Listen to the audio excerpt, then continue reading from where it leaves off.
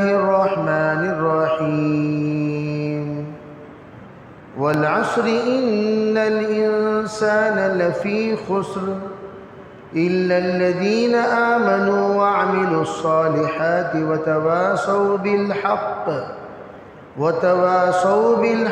وتواصوا بالصبر. وقال النبي صلى الله عليه وسلم: من عرف نفسه عرف ربه، أو كما قال عليه الصلاة والسلام. اللهم أيدنا بتأييدك، اللهم أيدنا بتأييدك، اللهم أيدنا بتأييدك يا رب العالمين.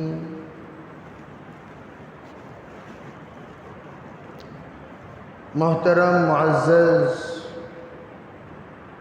حضرات علماء کرام، بزرگان دین، عزیز نوجوانوں،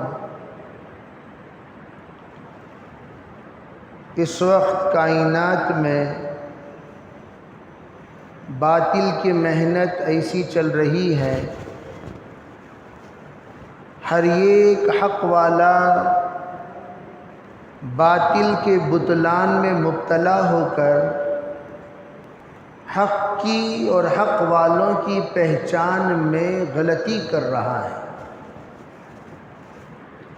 اور ایسی غلطی کر رہا ہے حق والوں کو گمراہ سمجھتا ہے اور اہل باطل کو برحق سمجھتا ہے، جس کا نتیجہ یہ ہو رہا ہے کہ ایک بڑا مجمع اس کے ذریعے سے باطل کے قریب ہوتا چلا جاتا ہے، اور پورا گناہ جو کچھ باطل اس کے ذریعے سے پنپا ہے، بڑا ہوا ہے، وہ اس آدمی کے سر پر چلا جاتا ہے جو آدمی باطل کو حق سمجھ کر لوگوں کو جوڑا اور جمایا۔ حضرات علماء کرام فرماتے ہیں اس کی سب سے پہلی کوشش باطل سے متاثر ہونے کی یہ اس وقت آدمی غلطی کرتا ہے جب اس کی صحبت کمزور لوگوں کی اور کم علم جاہلوں کی ہوتی ہے۔ عام طور پر ایک بڑا مجمع علم سے اتنا دور ہے، اتنا دور ہے، اتنا دور ہے کہ وہ یہ سمجھنے سے قاصر ہے کہ ہم لوگ کس چیز کو حق سمجھے، کس چیز کو باطل سمجھے، کس چیز کو صحیح سمجھے، کس چیز کو غلط سمجھے، کس چیز کو ہم کھرا سمجھے، کس چیز کو ہم کھوٹا سمجھے، کس کو ہم اچھا سمجھے، کس کو ہم برا سمجھے۔ یہ پرکھ دن بدن کمزور ہوتی جا رہی ہے، اور کمزور پہلو پر آدمی اپنے آپ کو مشغول کرتا جا رہا ہے، اور جس کے نتیجے میں آپ دیکھیں گے کہ حق والوں کے ساتھ ایک جماعت مختصر سی ہوتی ہے، حق پر اعتراض کرنے والوں کے ساتھ ایک بڑی جماعت ہوتی ہے جو ان کو لائک کرتی ہے، جو ان کو چاہتی ہے، جو ان کے ہاں میں ہاں ملاتی ہے اور ان کے ساتھ رہتی ہے۔ جناب رسول اللہ صلی اللہ علیہ وسلم نے اس خدشے کا آپ نے اظہار فرمایا۔ یأتی علی الناس زمان، آپ نے فرمایا ایک زمانہ لوگوں پر ایسا آئے گا، یأمرون المنکر وینہون عن المعروف، لوگ منکرات کا حکم دیں گے اور اچھائیوں سے روکیں گے۔ صحابہ نے عرض کیا افکائن ذالک یا رسول اللہ، کیا حضور ایسا بھی ممکن ہے، کیا ایسا بھی ہو سکتا ہے کہ لوگ حق سے دور ہو جائیں، باطل سے قریب ہو جائیں، ایسا بھی ہو سکتا ہے؟ آپ نے فرمایا یکون اشد من ذالک، فرمایا اس سے بھی بدتر ہوگا۔ بدتر کیا ہوگا؟ یعرفون المعروف منکرا والمنکر معروفا. جس وقت لوگ باطل کی طرف بلائیں گے تو بڑا مجمع ایک ایسا بن جائے گا جو منکر کو سمجھے گا باطل کو سمجھے گا حق، گناہ کو سمجھے گا نیکی، سیئات کو سمجھے گا حسنات، برائی کو سمجھے گا اچھائی، نیک کو سمجھے گا بری. اور اس کا الٹا یہ ہوگا وَيَعْرِفُونَ الْمُنْكَرَ مَعْرُوفَ مُنْكَرًا. اور لوگ یوں سمجھیں گے کہ جو اچھائیاں ہیں وہ گناہ ہیں اور جو گناہ ہے وہ نیکی ہے. اب آپ اندازہ لگائیے، جو لوگ گناہ کو نیکی سمجھیں گے تو اس نیکی کی طرف بلائیں گے، آؤ بھائی آؤ بھائی آؤ بھائی. اب جب بلائیں گے تو ایک بڑا مجمع بنے گا، آؤ بھائی کے دعوت کے پیچھے ایک بڑا مجمع بنے گا، مردوں کا بھی عورتوں کا بھی. اور لوگ سمجھیں گے ہاں اس میں کیا حرج ہے، اس میں کیا حرج ہے، اس میں کیا حرج ہے. جیسے کسی بے وقوف نے کہا ارے بھائی مرد اور عورت کے درمیان عدل کرنا چاہیے، مرد اور عورت کے درمیان انصاف کرنا چاہیے، مرد اور عورت کے درمیان صحیح اور غلط کی پرکھ ہونی چاہیے. جب یہ بات کہی گئی تو لوگوں نے کہا ہاں ضرور پرکھ ہونی چاہیے، لیکن وہ کیسے؟ فرمایا وہ اس طرح مساوات پہلے لاؤ، فرق ختم کرو. مساوات کیا ہے؟ جب اذان دی جاتی ہے یوں سمجھنا چاہیے مردوں کے لیے بھی یہ اذان ہے، عورتوں کے لیے بھی یہ اذان ہے. چنانچہ پہلے تمام مردوں کے ساتھ عورتوں کو مسجدوں کو لایا گیا. یہ الگ چیز ہے. میرے عزیز بھائیوں، اللہ کے رسول صلی اللہ علیہ وسلم ابتدائی زمانے میں مستورات کو مسجدوں کو آنے سے منع نہیں فرمایا. لا تمنعوا اماء اللہ عن المساجد. آپ نے فرمایا اللہ کی بندیوں کو مسجدوں سے مت روکا کرو، یہ آپ نے ضرور فرمایا.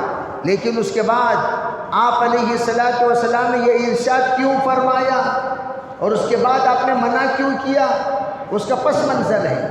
دیکھو یہ عورتیں جو ابھی اسلام قبول کی ہیں، یہ وہ عورتیں ہیں جو مندر جایا کرتی تھیں، یا وہ عورتیں ہیں جو گرجا گھر جایا کرتی تھیں، یا وہ عورتیں ہیں جو عبادت خانے کو جایا کرتی تھیں، یہ وہ عورتیں ہیں جو پوجا کیا کرتی تھیں، یہ کسی اور کے سامنے جھکا کرتی تھی. ابھی ان کے اندر عبادت کی ایک لذت لگی ہوئی ہے، عبادت کا ایک مزہ لگا ہوا ہے، عبادت کا ایک شوق ہے، عبادت کا ایک ذوق ہے. اس شوق اور ذوق کی آپ نے قدر کرتے ہوئے کہا اگر ان کو منع کر دیا جائے مسجدوں سے، یہ پھر دوبارہ لہر میں بہہ کر کہیں ایسا نہ ہو ریورس چلے جائیں تو کیا کریں؟ ان کو دین سمجھانا چاہیے، ان کو دین سکھانا چاہیے، ان کو دین کے سلسلے میں جمانا چاہیے، ان کے دل کے اندر ایمان کی اہمیت بٹھانا چاہیے. اس کے لیے کیا کریں؟ آپ علیہ السلام نے مسجد کے ایک حصے کو مختص فرمایا اور مختص فرما کر کہا وہ دروازے سے عورتیں آئیں اور عورتیں آ کر نماز میں شامل ہو جائیں. اور نماز میں شامل کرنے کی اصل وجہ کیا؟ عبادت مقصود نہیں، عبادت مقصود نہیں، مسجد میں آ کر جماعت کے ساتھ نماز پڑھانا مقصود نہیں.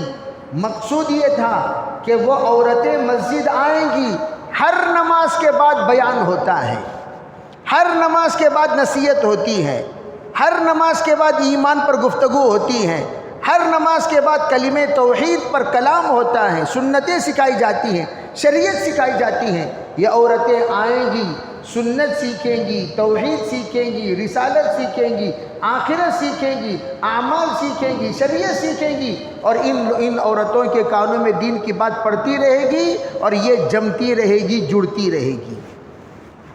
جب ماشاءاللہ ایک مقدار دین سیکھ لیے، اب خواتین کے ایک جماعت ایسی تیار ہو گئی جو ماشاءاللہ دین کے سمجھ رکھنے والیاں، دین کے بارے میں مکمل افہام و تفہیم کی صلاحیت رکھنے والیاں، دین کے تعلیم و تعلم کی استعداد رکھنے والیاں، دین کے سلسلے میں اب دوسروں کو سکھانے کی حیثیت اور ہمت رکھنے والیاں جب ماشاءاللہ تیار ہو گئیں تو جناب رسول اللہ صلی اللہ علیہ وسلم نے وہ درسگاہ جو مسجدوں میں نماز کے بہانے لگا کرتے تھے، ان درسگاہوں کو گھر میں لگانے کا آپ نے حکم دے دیا۔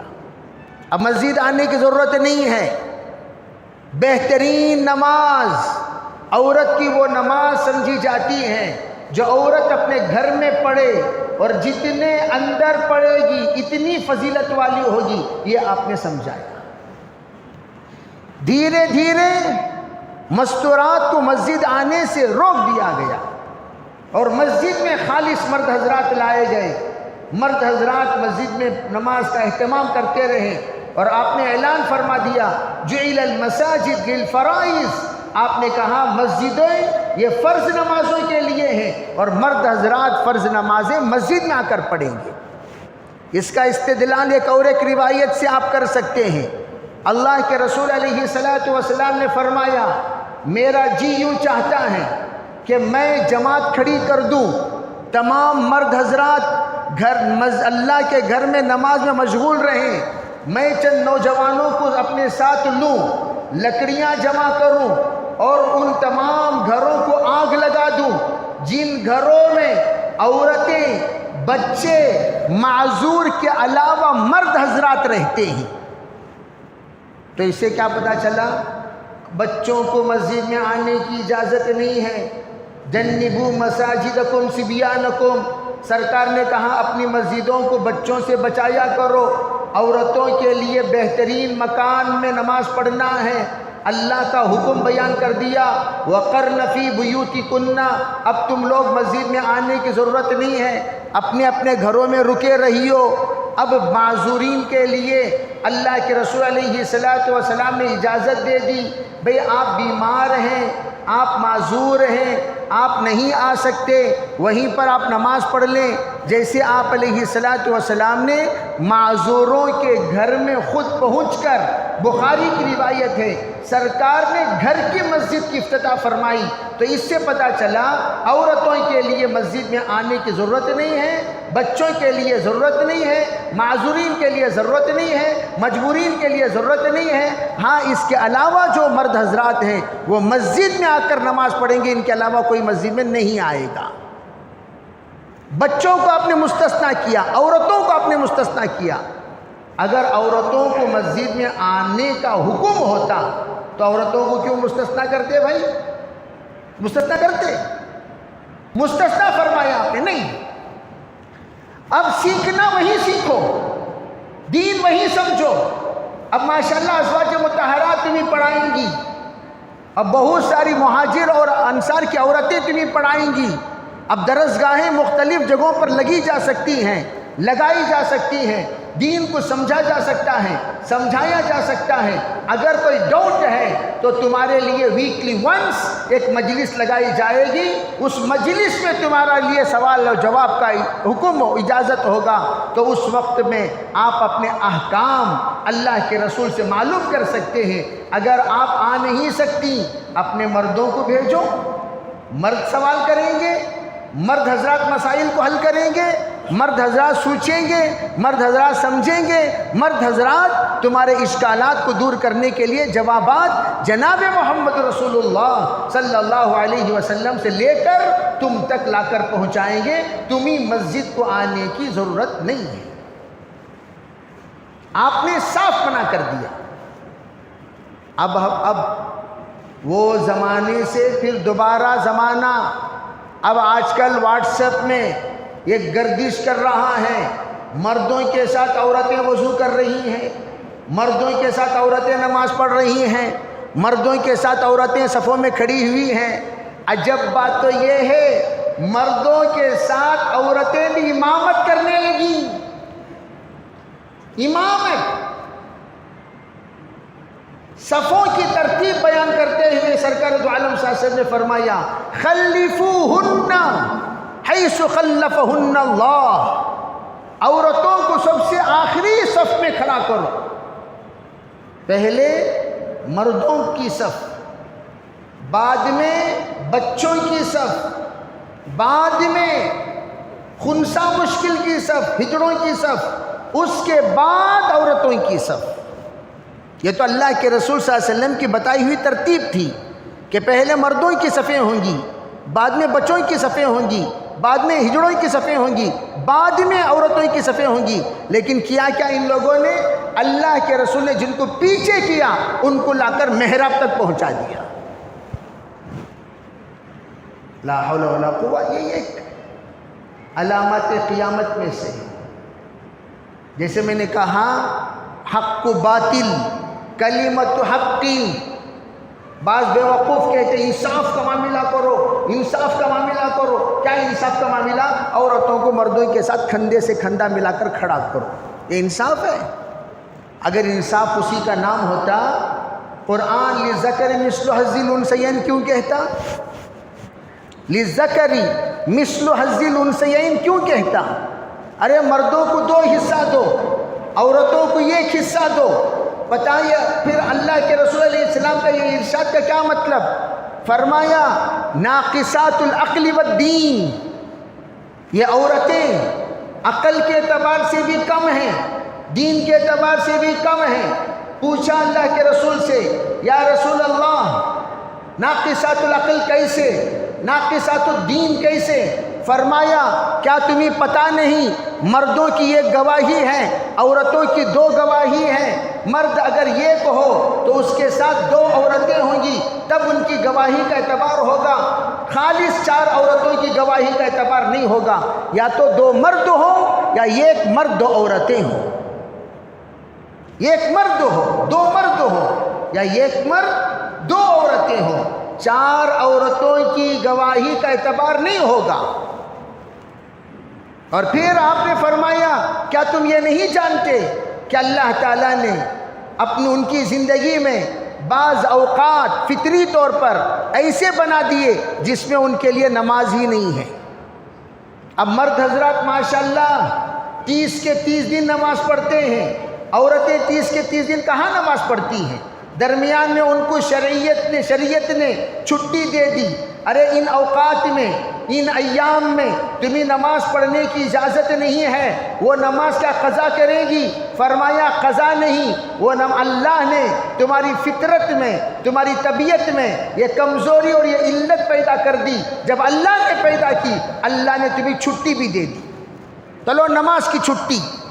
اب رہی بات روزے کے سلسلے میں، روزہ رکھنے کی اجازت نہیں، لیکن رمضان کا روزہ سال میں 1 مرتبہ آتا ہے، اس میں چھٹی 5 دن 6 دن 7 دن کے زیادہ سے زیادہ ہو جاتے ہیں۔ اس لیے تم کیا کرو، اور بھی زیادہ 15 دن کی چھٹی ہو جائے گی۔ فرمایا 15 دن کی اگر چھٹی ہو بھی جائے تو حضرت شریعت مطہرہ میں اللہ تعالیٰ نے حضور کی زبانی جو بیان فرمائی وہ یہ کہ جو بقیہ دن آئیں گے، من کان منکم مریضا او علی سفر فعدۃ من ایام اخر، بقیہ دنوں میں 11 مہینے پڑے ہیں، 11 مہینے میں 15 روزے ذرا رکھ کر قضا مکمل کرو۔ یہ حکم ہوا۔ اور لیکن آج کے جاہل کیا کرتے ہیں، جن کو میں یوں کہوں گا شریعت محمدیہ کی مزاج کو نہ جاننے والے، شریعت محمدیہ کی طبیعت کو نہ جاننے والے، شریعت محمدیہ کی خصلت کو اور فطرت کو نہ جاننے والے، شریعت محمدیہ کی فہم کو نہ رکھنے والے، ناقص العقل والے، ناقص الفہم والے، ناقص المزاج شریعت کے علم رکھنے والے، یہ لوگ بے مردوں کو بھی عورتوں کو بھی برابر حصہ دینا، چنانچہ مسجد میں لا کر صفوں میں کھڑا کر دیں۔ فتنہ نہیں ہوگا؟ ارے محاذات، سنو بھائی، اپنی بیوی بھی اگر ہو، حرمین، حرم، صرف حرم میں تمام فقہاء کے اتفاق سے اس بات کی اجازت دی گئی ہے، اگر بالفرض تمہارے سامنے عورت اگر کھڑی ہو جائے تو وہاں کا حال ایسا ہے، نماز نہ ہونے کا فتویٰ دینا مشکل ہو جائے گا، وہاں صرف تمہیں اجازت دی جاتی ہے، چلو تمہاری نماز وہاں ہو جائے گی۔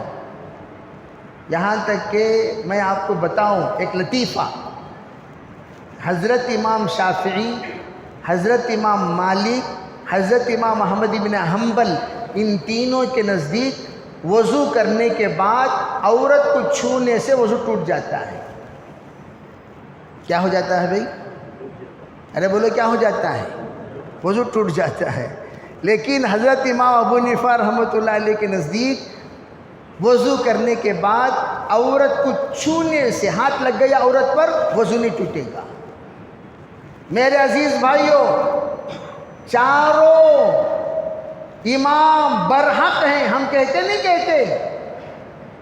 اللہ کے گھر کی طواف کے موقع پر، غور سے سنو میری بات، اللہ کے گھر کے طواف کے موقع پر شافعی، حنبلی، مالکی، یہ تینوں حنفی ہو جاتے ہیں۔ کیا ہو جاتے ہیں بولو؟ ارے یہ تینوں کیا ہو جاتے ہیں؟ حنفی ہو جاتے ہیں، اس لیے کہ وہ تینوں کے تینوں طواف کے سلسلے میں یہ دیکھا، ارے یہ ناممکن ہے کہ وضو کے ساتھ طواف کرنا شرط ہے، وضو کے ساتھ طواف کرنا فرض ہے۔ الطواف کالصلاۃ، طواف کرنا نماز کی طرح، نماز میں جس طرح وضو ضروری ہے پورے رکنوں میں، اسی طریقے سے طواف میں، پورے طواف میں، پورے چکروں میں وضو کا ہونا شرط ہے۔ اگر ہم عورت سے لگ گئے، عورت لگ گئی، ارے بھی طواف کے درمیان کبھی یہ اس کا ہاتھ اس کے ہاتھ سے لگ جاتا ہے، کبھی اس کا کھندا اس کے کھندے سے لگ جاتا ہے، بھیڑ بھاڑ میں عورتیں گھس جاتی ہیں، کبھی مرد گھس جاتا ہے، اگر عورت لگ گئی تو وضو ٹوٹ گیا، تو پھر طواف زندگی میں ایک بار بھی ہم مکمل نہیں کر سکیں گے، بار بار جانا ہوگا، وضو کرنا ہوگا، آنا ہوگا، زندگی ختم ہو جائے گی۔ اٹا لگا لے کر، چاروں طرف اٹا لگا لے کر طواف کرنا، سو کیا کرنا؟ کیسے کرنا؟ اٹا، چاروں طرف اٹا لگا لینا، اٹا لگا لے کر یوں یوں یوں یوں یوں طواف کرے گا تو طواف ہوتا ہے۔ سو اس میں کہاں سے طواف؟ ارے بھی اس میں آپ اجتباء کیسے کرو گے، رمل کیسے کرو گے، کس طریقے سے طواف کی سنتیں پورا کرو گے؟ اٹا لگا لے کر کہیں طواف کرنے ہوتا ہے؟ اب کیا کرے؟ مجبوراً تمام نے مل کر یہ طے کیا، شرافت سے سب حنفی ہو جائیں گے اللہ کے گھر کے طواف کے موقع پر۔ تو پورے کیا بن جاتے ہیں بولو؟ ارے بولو، زور سے بولو بھائی، کیا ڈھیلے ادمیاں بھی یہی کیا بن جاتے ہیں؟ حنفی بن جاتے ہیں، حنفی۔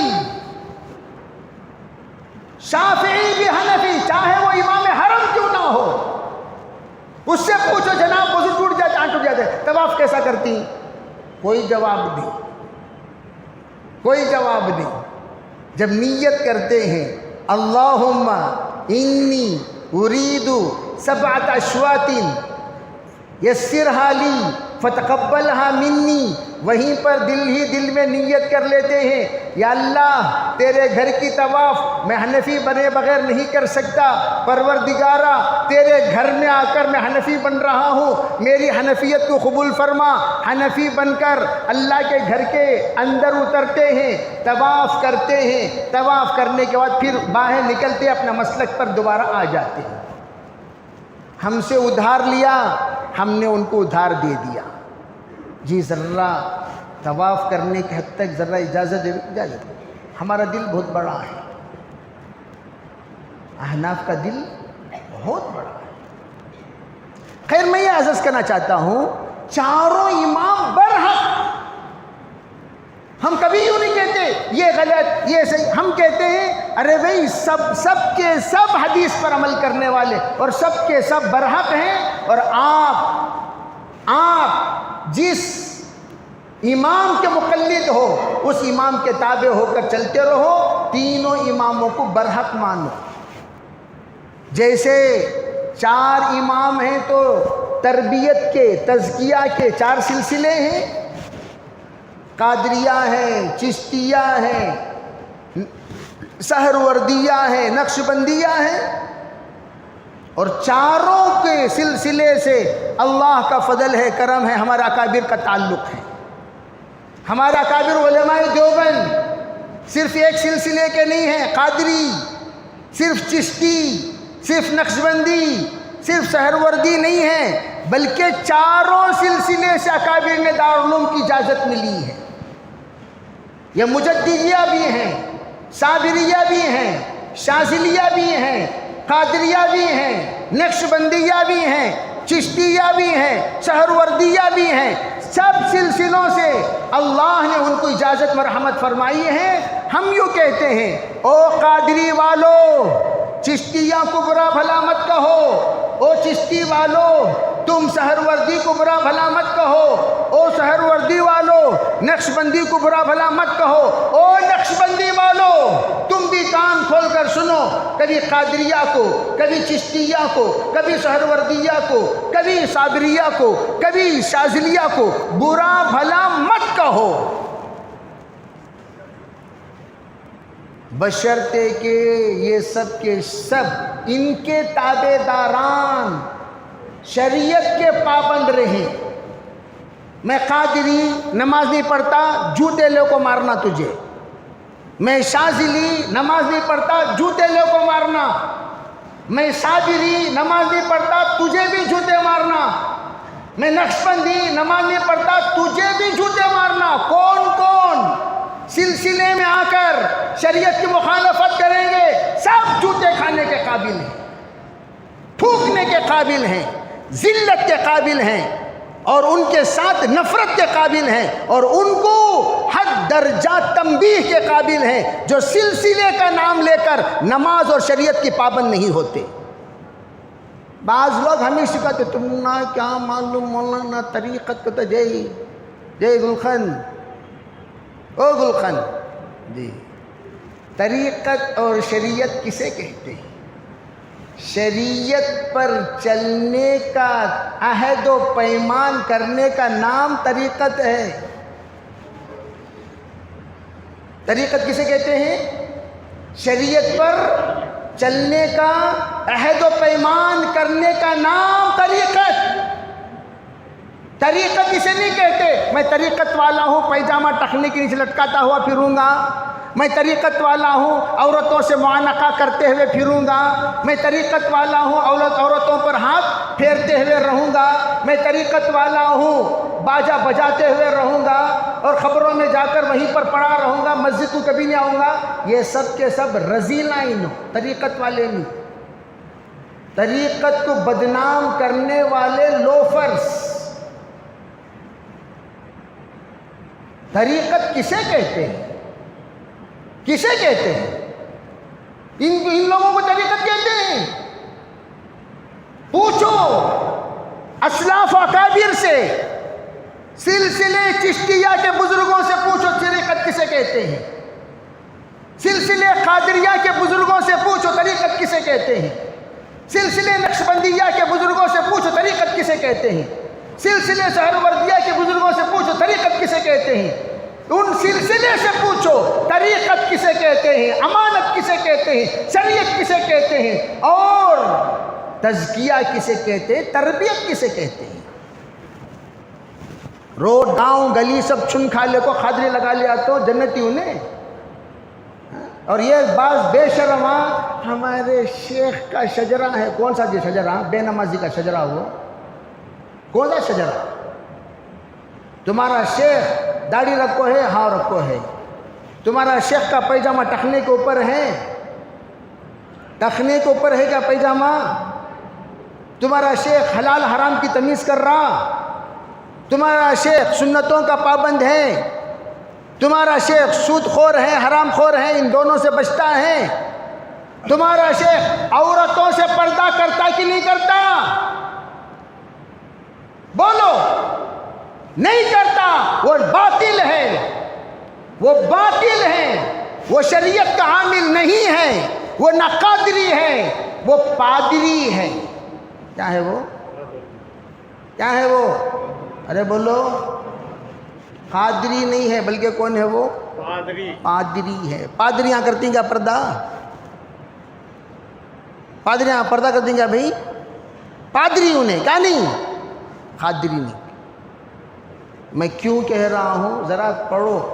ایک بزرگ حضرت نبی اکرم صلی اللہ علیہ وسلم سلسلے چشتیہ کا اینڈ علی مرتضیٰ پر، سلسلے قادریہ کا اینڈ علی مرتضیٰ پر، سلسلے نقشبندیہ کا اینڈ علی مرتضیٰ پر، سلسلے صابریہ کا اینڈ علی مرتضیٰ پر، تمام کا جو آخر منتہا ہے علی مرتضیٰ ہے۔ علی مرتضیٰ کو جناب محمد رسول اللہ صلی اللہ علیہ وسلم نے خلافتوں سے نوازا اور ایسی چیزوں سے نوازا، من کنت مولا علی مولا، صرف اتنی ہی بات نہیں، انا مدینۃ العلم وعلی بابها، صرف اتنی ہی بات نہیں، اقضاہم عمر، جہاں آپ نے فرمایا احیاہم عثمان، جہاں آپ نے فرمایا ارے بھائی ان تمام اگر اشدہم فی امر اللہ عمر ہے، اقضاہم علی ہے،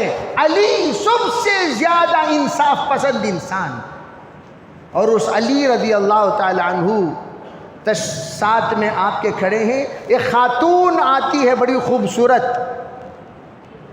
مسئلہ دریافت کرنے کے لیے، حضرت علی ہلو دیکھے ادھر، سرکار دیکھ لیے، او ہو تمام سلسلے کا سردار کی نظر آہستہ ادھر جا رہی ہے، سرکار نے منڈی پکڑی۔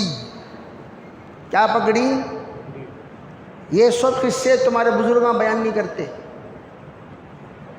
تمہیں کہیں آپ کی بیگم بلا لے کر آئیے، دستے شفقت پھیرتے ہیں، اسے پہلے جوتا پھیرنا سو، پہلے ہم جوتا شفقت پھیرتے ہیں، ہم آپ پر پہلے جوتے شفقت پھیرتے ہیں، دستے شفقت پھیرتے ہیں۔ تو کون رہے پھیرنے والا؟ کیا پھیر رہا سو ہاتھاں؟ کیا طریقہ یہ؟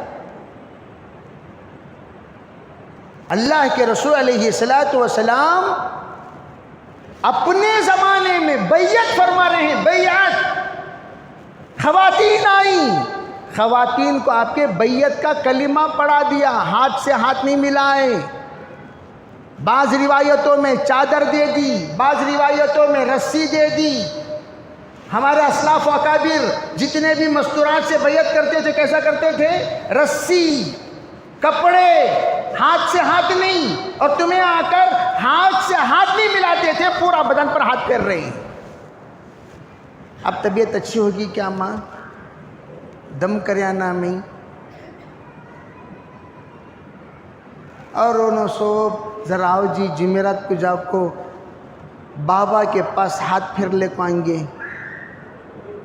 شرم آ کر چلو بھر پانی لے کو ڈوب کو مرو، غلیظ کا ماں ختم کرو، اور جو لوگ غلیظ کا ماں کرا لے کو ہی، اور انہیں کیا کرتا سو بابا تمام مرد حضرات باہر جائیں، صرف ہماری بیٹیاں رہیں، مرد حضرات پورے باہر، بیٹیاں پورے اندر۔ اللہ اللہ اللہ اللہ، مسجد میں بیٹھ کر وہ تمام چیزوں کی میں ترجمانی کر ہی نہیں سکتا۔ کیسے بے شرم مرد ہو، کیسے بے شرم لوگ ہو۔ ارے بھی یہ کیا جی ہے، 10 بجے نہیں اس میں جی، اوہ ماشاء اللہ، میں تب سے حیران ہوں، کیا یہ 5 منٹ سے بڑھ رہا ہے نہ کاٹا، اور 1:25۔ ارے بھائی توبہ کریں گے انشاءاللہ، غیرت بنو غیرت۔ آج میں کہنا چاہتا ہوں وہ یہ، حضرت نے منڈی گھمائی، حدیث پاک میں ہے، کتاب الحج میں یہ روایت امام بخاری نے کئی مرتبہ بیان فرمایا، منڈی گھمائی۔ عورتیں آ کر سوالات کرتی تھی، لیکن یہ منڈی گھمانے والی کی روایت غیر بخاری میں دیگر کتابوں میں موجود ہے۔ منڈی گھما کر آپ نے فرمایا، یا علی یا علی لک الاولی لیس لک الثانیہ، او علی اگر نظر پڑ گئی اللہ کے یہاں معاف ہے، دوسری نظر ڈالنے کی اجازت نہیں ہے۔ او چشتیوں کے سردار، او قادریوں کے سرکار، او نقشبندی سلسلے کے منتہا، اے سہروردی سلسلے کے اصل اور مبدا، سنیے لکل اولا لیس لک الثانیہ، آپ کو پہلی نظر معاف ہے، دوسری نظر کی اجازت نہیں ہے۔